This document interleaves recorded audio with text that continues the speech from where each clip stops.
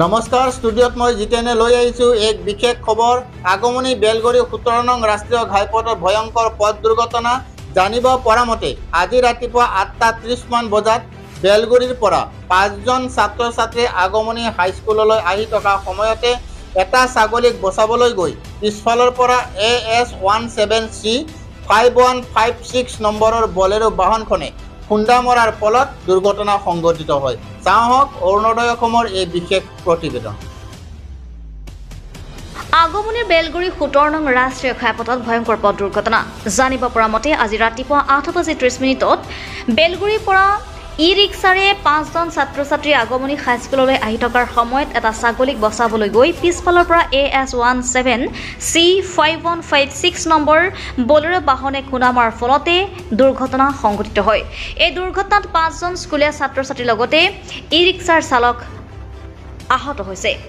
এই দুৰ্ঘটনাত 2জনকৈ ছাত্ৰ ছাত্ৰীৰ লগতে ই-ৰিক্সা চালকৰ অৱস্থা সংকটজনক দেখি ধুবুৰী মেডিকেল কলেজলৈ প্ৰেৰণ কৰে। ইফালে আগমনী সমূহীয়া স্বাস্থ্য কেন্দ্ৰত ড্ৰেছাৰ নথকাত ক্ষুব্ধ হৈ পৰে স্কুল কৰ্তৃপক্ষৰ লগতে সাধাৰণ ৰাইজ। আগমনী সমূহীয়া স্বাস্থ্য কেন্দ্ৰত অনতিপলমে এজন ড্ৰেছাৰ দিয়াৰ বাবে দাবী জনাইছে স্কুল কৰ্তৃপক্ষৰ লগতে স্থানীয় ৰাইজ। আগমনীৰ পৰা বিজু ৰায় ৰিপৰ্ট, অৰুণোদয় অসম। আর অ্যাক্সিডেন্টটা হয়েছে বেল মহিষে পার হয়ে আর 2জনকার মানে খুব ক্ষতি হয়েছে। একজনকার মানে ব্যবস্থা মানে ছাগল আসছে মানে গাড়ির আগ পাহন মানে আগ পাহে আসছে একটা ছাগল, ওই ছাগলটা বাঁচবার যে মানে বোলেরো আসি লাগাই দিছে। হ্যাঁ পাঁচবার থেকে যাচ্ছে ধুবুরি ছেড়ে থেকে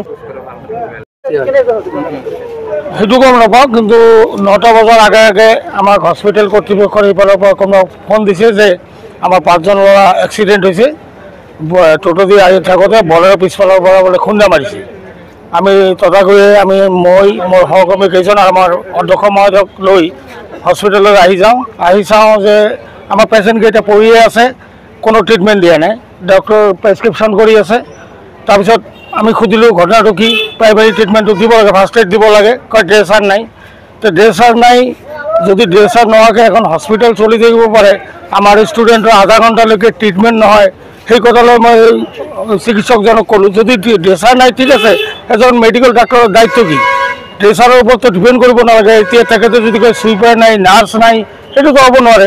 এজন ডাক্তৰ নিজে প্ৰথম প্ৰাইমাৰী ট্ৰিটমেণ্টখিনি দিব পাৰে, তাৰপিছত যেতিয়া জোৰকৈ কোৱাৰ পিছত তেওঁলোকে ট্ৰিটমেণ্ট আৰম্ভ কৰিছে।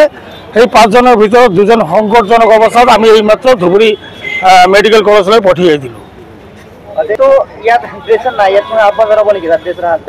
মানে 100% দিব লাগিব। আমি যিটো পৰিস্থিতি দেখিলোঁ, এতিয়া যিকোনো মুহূৰ্তত যিকোনো মানুহৰ যদি ক্ষতি হয়, ইয়াত আহাতকৈ ৰাস্তাত মাৰি দিয়াই ভাল যদি ইয়াত ট্ৰিটমেণ্ট নহয়।